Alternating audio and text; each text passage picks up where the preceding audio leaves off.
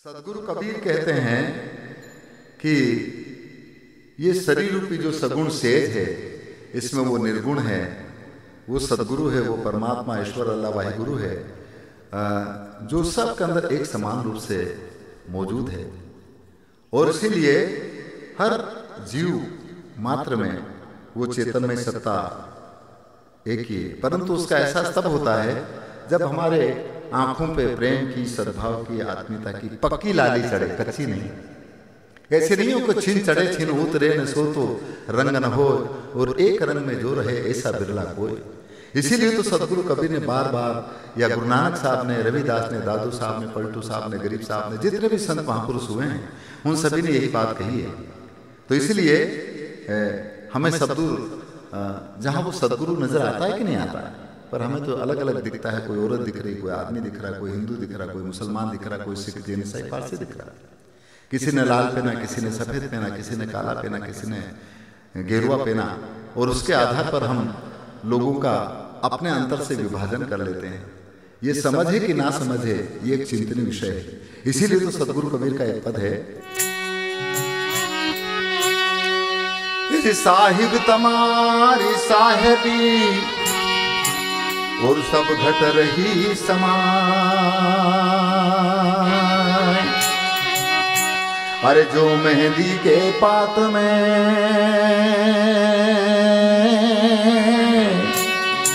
या लाली लखी नहीं जान, और जिन्होंने लाली को लख लिया, लगा लिया, तो वो भी लालम लाल हो गया और माला माल हो गया। ए लाली मेरे लाल की और जित देखूं इतलाल,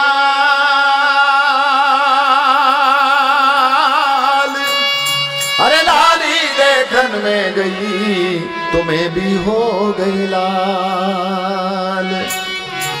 तो जो लाल हो गए तो माला माल हो गए, परंतु कब?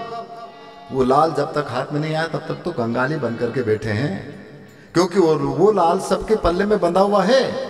परंतु कोई बिरला, कोई साधु, कोई समझ, कोई परख और पारक का धनी उसको इस पल्ले से खोल करके it हाथ में लाल रख लेता तो माला माल हो गया, अन्यथा लाल रहते भी कंगाल के कंगाल बने रहे। ये एक चिंतनीय विषय है। इसीलिए तो कबीर साहब कहते हैं,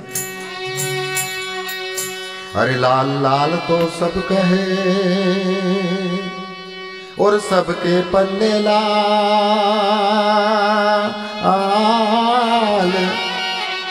पर गांठ गोल देखा नहीं तो यहाँ से भया कंगाल।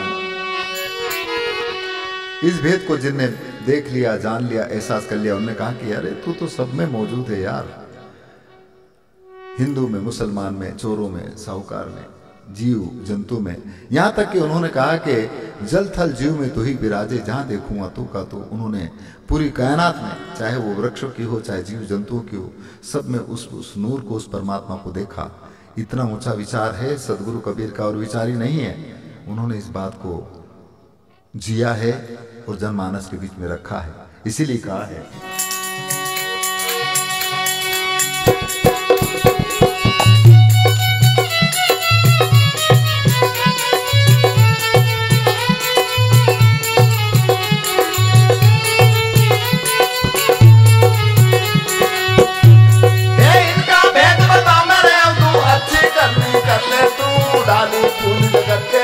जाने कुआं तू का तू,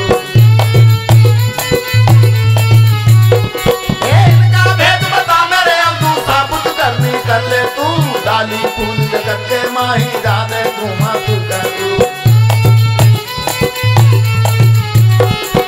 कहाँ ए हाथी में हाथी बन बैठो, कीड़ी में है छोटो तू, होए महावत ऊपर बैठे हाकड़ वाला तू का तू।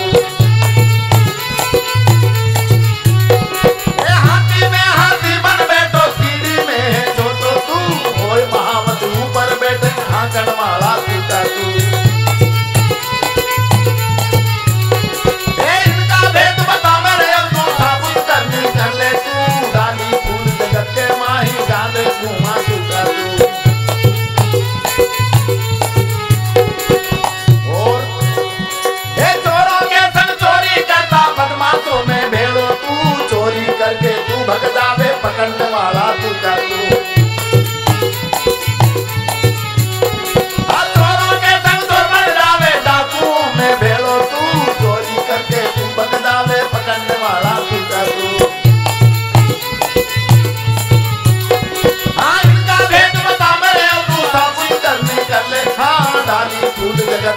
माही जादे कुआं तू कर तू। और हे दाता के संग दाता बन जावे भिखारी में भेड़ो तू, मन तो होकर मांगन लागन देने वाला तू कर तू। हे दाता के संग दाता बन जावे भिखारी में भेड़ो तू, मन तो होकर मांगन लागन देने वाला तू कर तू। हाँ इनका भेद बतावे तू हंसी करनी कर ले, हाँ डाली फूल जगत के माही जादे कुआं तू कर तू।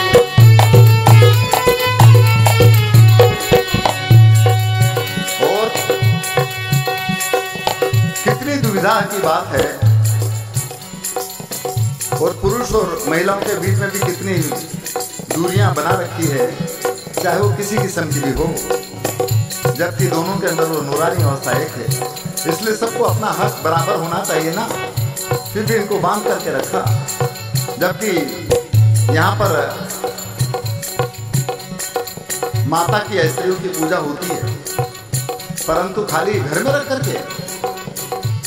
अधिकारों के क्षेत्र में क्या है ये सब जानते हैं, इसीलिए तो कहा है, कबीर कहते हैं उस समय पर